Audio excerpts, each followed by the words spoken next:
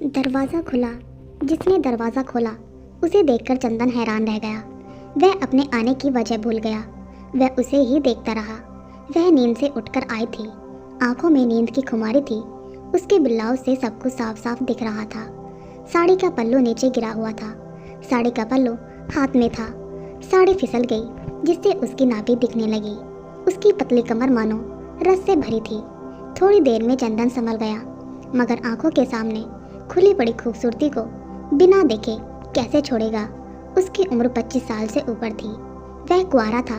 उसके दिल में गुदगुदी सी पैदा हुई। वह साड़ी का पल्लू कंधे पर डालते हुए बोली, आइए, आप अंदर आइए। इतना कहकर वह पलटकर आगे बढ़ी। पीछे से भी बहुत खूबसूरत थी। पीठ पूरी नंगी थी। उसकी चाल में मादकता थी जिसने चंदन को और लुभा दिया था। उस औरत को देखने में खोया चंदन बहुत मुश्किल से आकर सोफे पर बैठ गया। उसका गला सूखा जा रहा था। उसने बहुत कोशिश के बाद कहा, मैडम, यह ब्रीफकेस सेठ जी ने आपको देने को कहा है। चंदन ने ब्रीफकेस आगे बढ़ाया। आप इसे मेज पर रख दीजिए। हाँ, आप तेज धूप में आए हैं, थोड़ा ठंडा हो जाइएगा। कहते हुए साथ वाले कमरे में गई और कुछ देर बाद पानी की बोतल, 2 कोल्ड ड्रिंक ले आई और चंदन के सामने वाले सोफे पर बैठ गई। चंदन पानी की बोतल उठाकर सारा पानी गट-गट पी गया और वह औरत कोल्ड ड्रिंक की बोतल खोलने के लिए मेज के नीचे रखे ओपनर को लेने के लिए झुकी तो फिर उसका पल्लू गिर गया। चंदन की नज़रें वहीं अटक गईं। उस औरत ने ओपनर से कोल्ड ड्रिंक खोली, उनमें स्ट्रा डालकर चंदन की ओर एक कोल्ड ड्रिंक बढ़ाई। चंदन ने बोतल पकड़ी।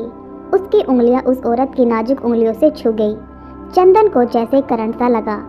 उस औरत के जादू और मादकता ने चंदन को घायल कर दिया था।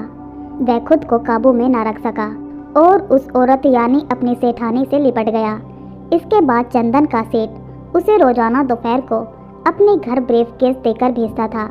चंदन मालकिन को ब्रीफकेस सौंपता और उसके साथ खुशी खुशी हम बिस्तरी करता। बाद में कुछ खा पी कर दुकान पर लौट आता। इस तरह 4 महीने बीत गए। एक दोपहर को चंदन ब्रीफकेस लेकर सेठ के घर आया और डोरबेल बजाई, पर घर का दरवाज़ा नहीं खुला। वह घंटी बजाता रहा। 10 मिनट के बाद दरवाज़ा खुला। दरवाजे पर उसकी सेठानी खड़ी थी, पर एक आम घरेलू औरतों जैसे आंचल और घूंघट डालकर।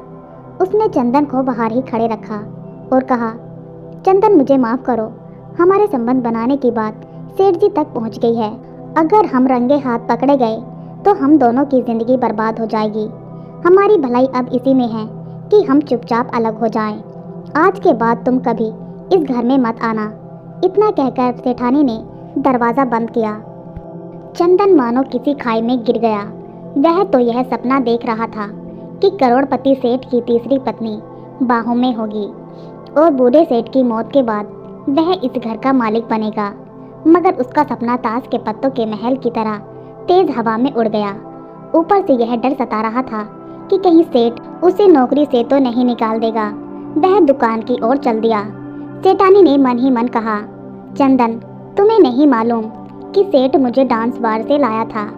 उसने मुझसे शादी की और इस घर की मालकिन बनाया, पर हमारे कोई औलाद नहीं थी।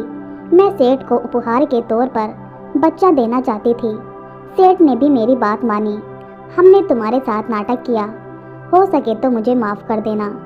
इसके बाद सेठानी ने एक हाथ अपने बढ़ते पेट पर फेरा और दूसरे हाथ से वह अपने आंसू पोंछ रही थी।